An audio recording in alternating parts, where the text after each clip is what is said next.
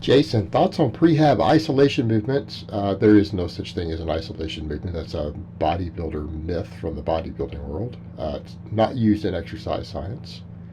Like side leg raises for glute medius, Y raises lower traps, rotator cuff isolation, etc. for injury prevention and complete muscular development. Very popular channels like Jeremy Ethier and Athlean X promote these movements all the time. Do they provide any value to strength athletes? Maybe rotator cuff movements.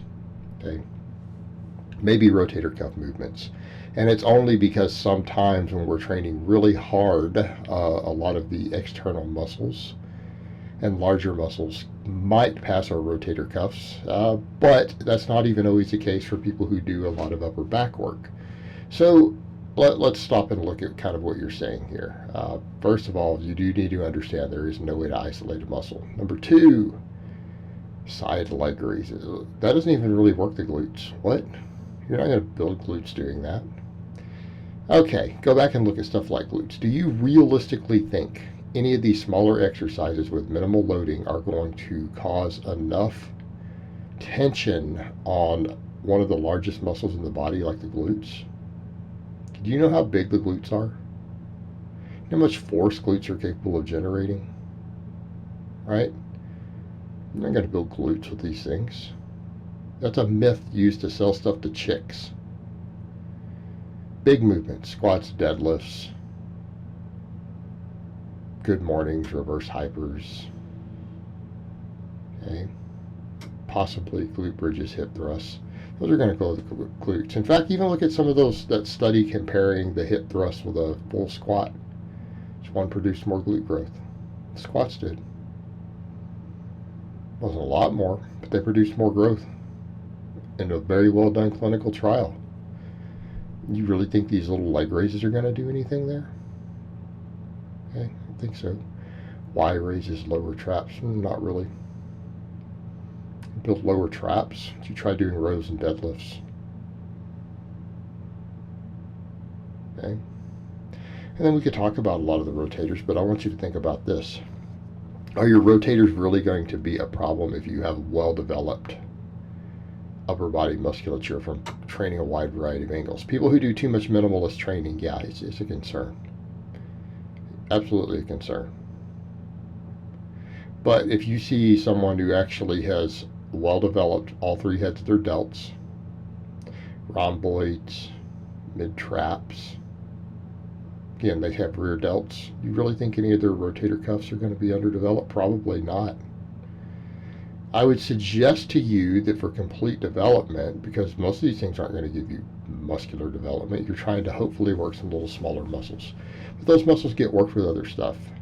If you develop a good strength base at overhead pressing, some sort of pull-up, rows, so vertical and horizontal pulls, okay, and maybe you're doing some extra face pulls and stuff like that, rear delt work, do you realistically think any of those muscles are going to be weak?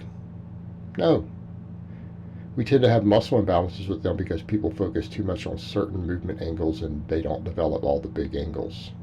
That's where you run into problems.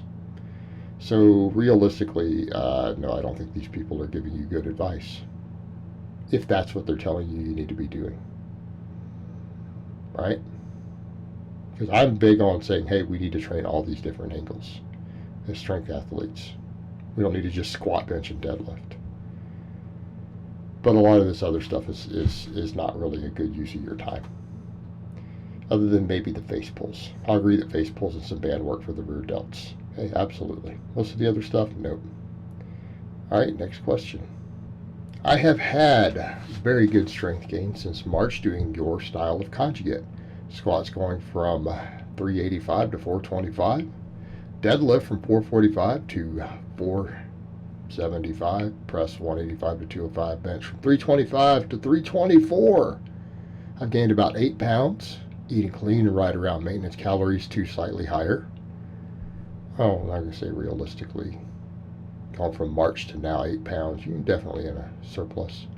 My problem is that for about 8 weeks now, my quads and hamstrings have been nonstop sore. I can limper up and complete my workouts without any issues, but outside of my gym, I'm aching and sore. What do you recommend to get legs back under me? Are you in shape? Or are you doing conditioning? Would be my first question. Sounds to me, especially if your quads and hamstrings have been sore, again, that does tend to happen. You've put 40 pounds on your squat in a fairly short period of time. You probably gained a lot of muscle in your low body. Are you in shape? Right? Are you in shape? Are you doing conditioning?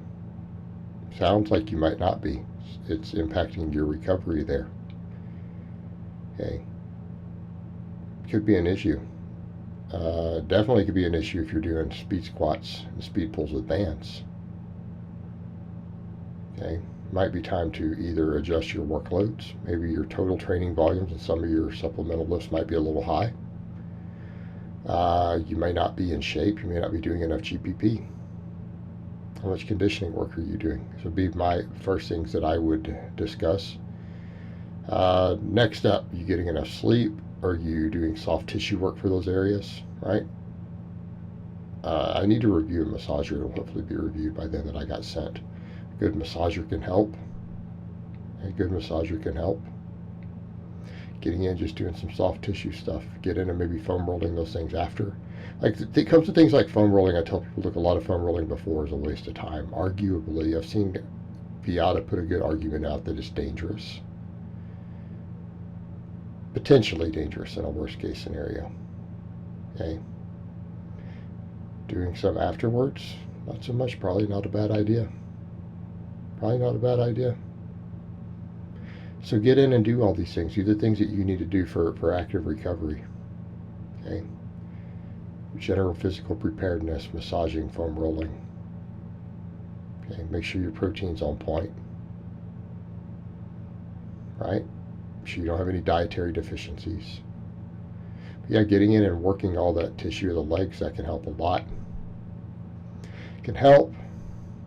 But again, usually one of the things we see here with the soreness, it could be that you're out of shape. What are you doing for sled drags? Loaded carries? All your Metcon. Get that stuff sorted out. Get in shape. All right, next question. Would you say there's a limit of how much toe out someone should do if they're doing box squats? I've heard some people putting their feet at almost 90 degrees because it feels more comfortable for them and their knees. But I understand that it's recommended that most people should try to move to a more toe forward stance as they get better mobility, etc. Very much has to do with your mobility. It very much has to do with your hip structure. In theory, getting a little more toe forward, okay, can have certain leverage advantages to a certain point of the exercise. However, that's going to depend on your hip structure, isn't it? Okay, I'm stronger with toes out. I know because I've tested it. Okay, I'm stronger with toes out. I'm stronger with a moderately wide stance with toes out. And I've done a lot of stuff to where I've gone all the way to the edges of my rack on my speed botches with my toes forward. Okay, I get more power and more speed when I bring my toes out and my heels in a little bit.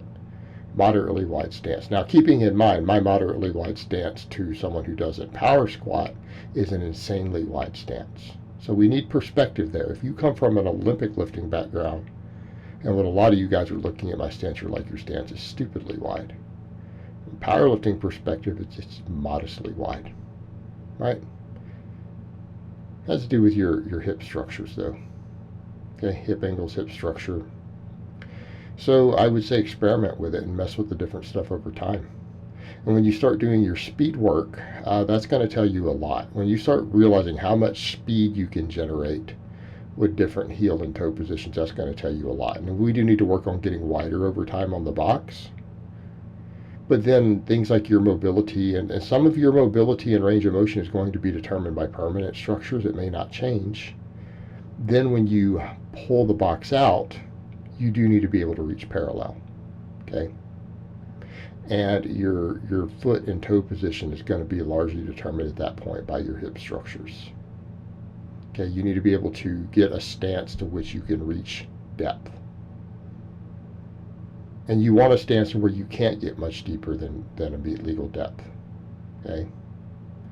Why? Because that's where we're going to generate power. Okay? That's where you're going to generate power. Using a stance that you can go full ass to grass in and thinking you're going to lift the most weight to parallel in that stance is actually ignorant. It's not going to work very well. You're not going to be able to lift as much weight. So if your goal is to lift as much weight as possible on a squat to a given range of motion, what do? You have to go to the stance that cuts you off near the limits of that range of motion. Because that's where you're going to create the most tension, the most torque, get the best stretch reflex coming out of the bottom to get that power. Okay? So this is all really kind of relative, isn't it? Relative to your structures, your mobility, and your hips. Play with it. All right, guys, well, that's really all I have to say on that today. I hope it's been informative, and I will talk to you guys next time in part 2.